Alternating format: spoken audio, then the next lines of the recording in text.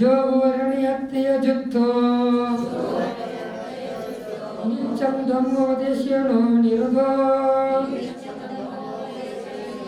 ಸೋಯುವಚ್ಛಾವೋ ಅಪ್ಪ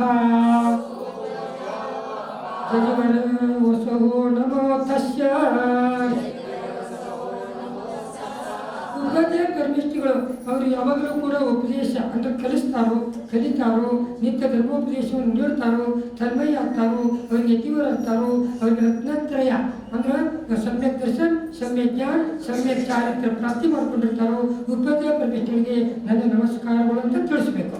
ರಣಯಂತೆ ಯೋಜಿತ್ತೋ ಜೋ ಅಪ್ಪ ನಿತ್ಯಮಿ ಧರ್ಮವಶೇಣಂ ಜಗವರಿಸುವವನು ಉಪದೇಶ ಪ್ರತಿಷ್ಠೆಗಳಿಗೆ ನಾನು ದಿನಾಲು ನಮಸ್ಕಾರ ಮಾಡುತ್ತೇನೆ. 11 ಅಂಕಶಾಸ್ತ್ರ 14 ಪೂರ್ವಗಳು ಆದಿಯಾಗಿ ಜೀನಾಗಮವನ್ನು ಶಾಸ್ತ್ರ ಪುರಾಣಗಳನ್ನು ಓದಿ ಪರಾಂಗತರಾಗಿರ್ತಾರೆ. ಶಿಷ್ಯರಿಗೆ ಧರ್ಮೋಪದೇಶ ಮಾಡುತ್ತಾ ರತ್ನತ್ರ ಸಹಿತರಾಗಿರ್ತಾರೆ. ನಿಮಗೂ ಕಲಿತಾರೋ ರತ್ನತ್ರ ಪಾಲನೆ ಮಾಡುತ್ತಾರೋ 3 ಗುಣಗಳನ್ನು ಆತ್ಮ ಕಲ್ಯಾಣವನ್ನು ಸಾಧಿಸುವ ಉಪಾಧ್ಯಾಯ ಪ್ರತಿಷ್ಠೆಗಳಂತ ಏನಂತಾರೋ ಉಪಾಧ್ಯಾಯ ಪ್ರತಿಷ್ಠೆಗಳು.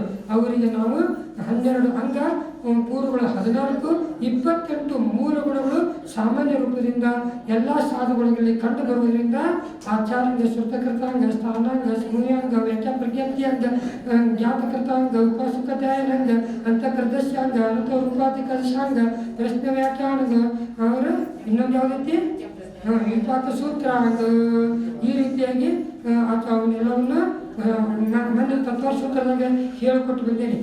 95 ಕೋಟಿ 50 ಲಕ್ಷ 5 ಪದಗಳಲ್ಲಿ 14 ಪೂರ್ವಗಳೆಂಬ ಆಗಮಗಳ ವಿಷಯವನ್ನು ವಿಸ್ತರಿಸಲಾಗಿದೆ. ದ್ವಾದಶಾಂಗಿಕ ಜನಾಗಮ ಅಂತ ಹೇಳ್ತಾರೆ. ಪ್ರಸ್ತುತ ಸಂಪೂರ್ಣವಾಗಿ ಲಭ್ಯವಿಲ್ಲ.